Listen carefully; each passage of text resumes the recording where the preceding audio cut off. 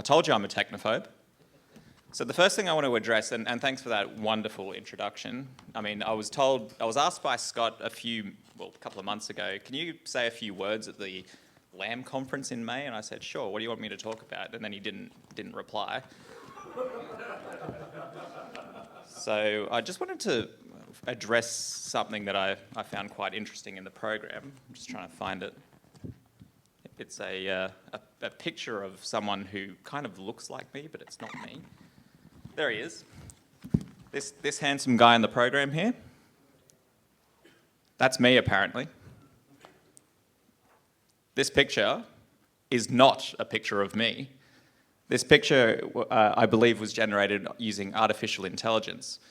But I generated that picture, but I put that on the website because I didn't actually have any pictures of me speaking at seminars. So what I did was I put an AI prompt in and I said, here's a photo of me, make it look like I'm doing a TED talk. And that's the image that got generated. So anyway, I've only got about 5 minutes. I did write a book called 11 Unpopular Reasons Why I'm Rich and You're Not. The idea behind that book came to me while I was out running. I'm one of those running psychos that does an incredible amount of kilometres every week. I run about 2 marathons per week on average. On a Wednesday morning, I'll do about 23 kilometres. Friday morning, 23. Sunday mornings, I normally do anywhere between 30 and 40 kilometres. I did something on Sunday, just been like 2 days ago, which is, I don't normally do this, but I ran a half marathon in the morning, which is quite normal. And then I participated in a charity marathon, which started at 9 p.m. at night. So it was really weird to do that many Ks in the morning and then just basically cool down all day and then have to go out there and do it again. And then when I got home on Sunday night, my body just went into shock. It was a weird feeling. I was just shaking uncontrollably. I weighed myself. I lost 5 kilograms in one day. So yeah, and it always takes me a few days to recover after doing something that shocking to the body. But I guess, and in the spirit of the event, I want to talk about a topic that I believe has just been completely, I think, bastardized over the centuries, and I believe it's been bastardized by the adoption of toxic mainstream discourses, and that the idea that I've sort of come up with is that we have lost our connection to the concept of richness. Who wants to, and I brought some books here, and I'm just going to hand them out to anyone who's prepared to volunteer to go into a bit of a thought experiment with me. But who wants to put their hand up and tell me what the word rich means to them? There's no wrong answers, but when you think of a rich person, or you think of the concept of richness, what does it mean to you? Any takers? Financial freedom. Okay. So being rich is having enough money to basically do whatever you want. All right, I already gave you a book. Anyone who volunteers, just come and help yourself to a book. I'll stamp it. Mine's basically similar to that. It's financial independence. It's the day you go to work because you want to rather than you have to. Yeah. It's the choice. When you're in a life cycle of significance. A life cycle of significance. Okay, interesting. So, what makes? No, I like that. And what? Explain further what that, what makes it significant. Yeah, because it's not about money. Yeah. It's about making a difference in the world. It might be with your family. It might be with people in general. It might be with charity. So it's, you're living a life of significance. You're doing something for others. Or you might be at work making your squilly dollars because you want to rather than you have to. Yeah. Absolutely. Yep. Brilliant.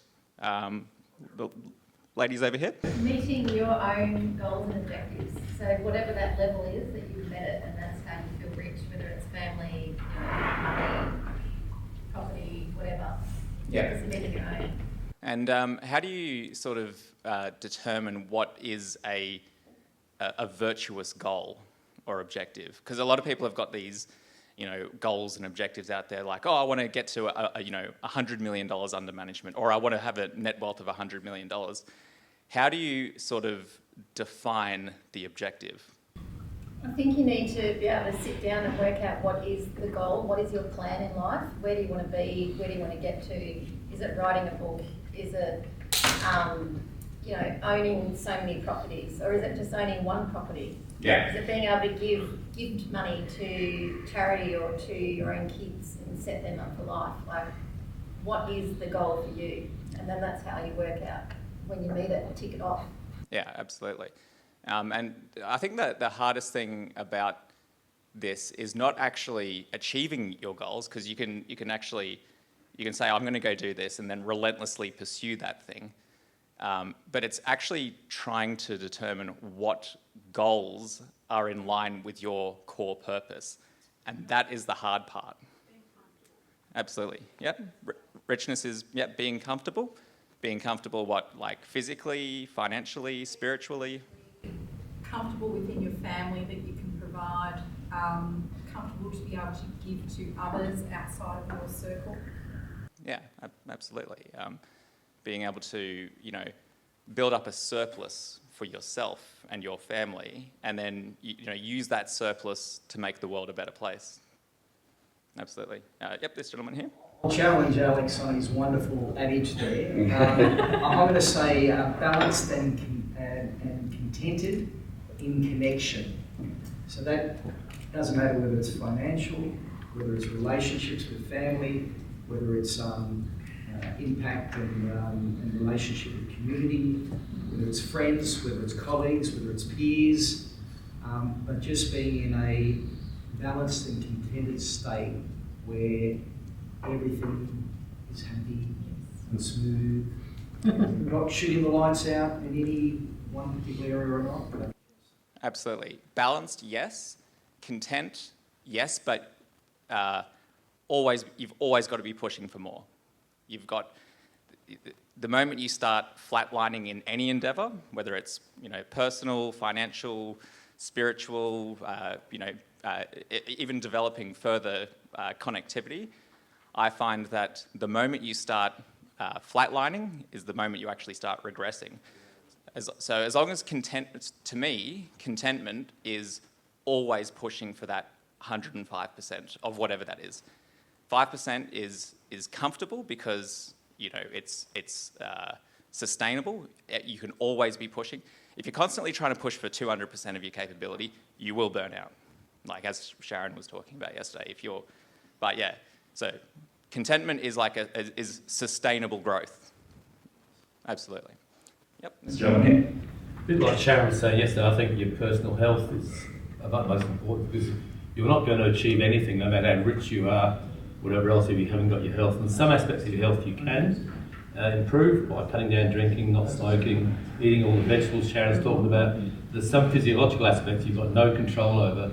And we often hear about people that have got all the money in the world, and they've got great family, everything else, it's like that. Next thing you know, they're stricken down with uncontrolled cancer or whatever, and they're gone. Doesn't matter what you've got, if you haven't got your health, you can't buy it, you're not going to have anything else. So that to me is primary. Yeah, 100%. Yeah. You've got to, once you hit your financial number, whatever that is, you need a different number. And that number could be the number you see on the scales. It could be the number of kilometres you can run. It could be a different number. But if you're constantly prioritising all of your energy and focus on increasing that financial number, you will notice that every other aspect in your life, health, relationships, everything else, deteriorates. Yeah. Next, I think it changes. When I was younger, I thought rich was money for nothing and chicks for free.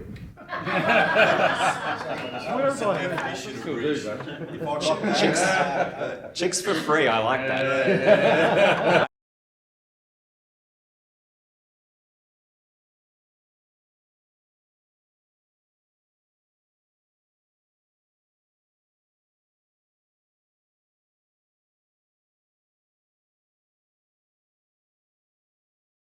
But then as you get older, you have to readjust your viewpoint, and you find that to get money will cost you everything, and chicks are never free. Mick, have you already read my fucking book? You've already read it. You definitely get a copy. So, yeah, okay, cool. What? Anyone else want to have a crack at what richness means to them? Chicks for free. That's great. No, it is deeply emotional. It's about your inner well-being. Money is a stepping stone to being able to achieve some of those things, but the richness that you have is within you. And it does come from giving to other people, it does come with sharing, family, but it's within you. I reckon you guys both had a sneak peek of this book while, because you're both sitting very close to it. Absolutely. So, about a year ago, just in it was about February last year, it was fucking hot that day. It was brutal. It was like 33 degrees. It was about 1,000,000,000% humidity. And I was out running a long haul just by myself, doing a cheeky. I run from my place in Southport down to Burleigh Heads and back on a Sunday normally, and that's about, depending on what part I turn around on, that's usually between 30 and 35 kilometres. If I run around the headland and back, it's 35 kilometres. And that morning I was mildly hungover. I had way too many glasses of red wine the night before with my wife, and we had a fabulous time. It was lovely. Baby was waking me up all night. I was fucked, but I still went out and did it because that's just what I do. This question just kept on coming back to me in my brain. And when I run, I go extra deep to distract myself from the pain. It's the only way I can get through it is by just getting really fucking deep and asking myself the big questions. And usually before I know it, I've gone and run a half marathon without even feeling it because I've been just so distracted in my own thoughts. And I kept on asking myself the question, Bryce, how did you get so rich? And pretty much everyone else that you grew up with failed. And it wasn't through their lack of trying, it wasn't their lack of effort, it wasn't their lack of hard work or anything like that. There was no privilege there. I didn't grow up in a privileged upbringing. We were poor. I didn't go to a private school. I had the regulation, I won't say bad start to life, but just a fairly modest start. But why does everybody seem to be regressing? Or at best plateauing, but most people are actually regressing in many aspects in their life. And I just couldn't get the answer. So I wrote an entire book about it. And what I found was that the things that make you either rich or poor is not your wealth, not your money. It's not even your health. I know quadriplegics who have a richness of character far beyond that of able-bodied people. It's got nothing to do with any of that. It's the stories you tell yourself. It's the things that it's the ideas that you have in your brain. And the more you just allow these toxic ideas to keep bubbling over in your brain, they will become you. They will determine your actions, they'll become your behaviors, and they will lead to every outcome that you create in your life. And you have a choice. You can either keep doing the things that are going to send you into oblivion, or you can change the story that you tell yourself and you say, this is not the person I'm going to fucking become. This is not my life. And my book is basically the 10 ideas that I came up with that will lead you to oblivion, guaranteed. If you think this way, you will fail and you will be poor. Not just financially, but in every aspect of your life. If you think the complete opposite of that idea, you will be rich beyond your wildest imaginations. Absolutely guaranteed. There's not too many guarantees in this life, but that is a guarantee. And I would love everyone to read the book and to challenge me to pick apart my ideas, because the moment that you think that your ideas are bulletproof is the time that's the moment you start regressing. So richness is the ability to replace a defective idea when it no longer serves your purpose. That's it. That's all I've got.